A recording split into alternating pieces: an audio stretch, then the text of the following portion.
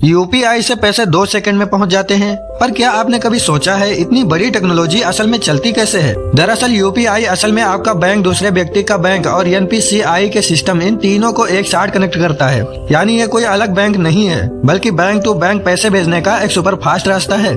जैसे ही आप पे दबाते हैं, आपका यूपीआई ऐप सबसे पहले आपके बैंक को एक सुरक्षित मैसेज भेजता है, जिसे कहते हैं पेमेंट रिक्वेस्ट। इस मैसेज में सिर्फ जरूरी चीजें होती हैं: आपका यूपीआई आईडी, सामने वाले का यूपीआई आईडी, रकम कितनी है और आपका फोन कितना है। आपका बैंक आपके खाते में बैलेंस चेक करता है, यूपीआई पिन ऑथेंटिकेट करता है और फिर एनपीसीआई को कहता है, हाँ ये ट्रांजैक्शन असली है, इसे आगे बढ़ाओ।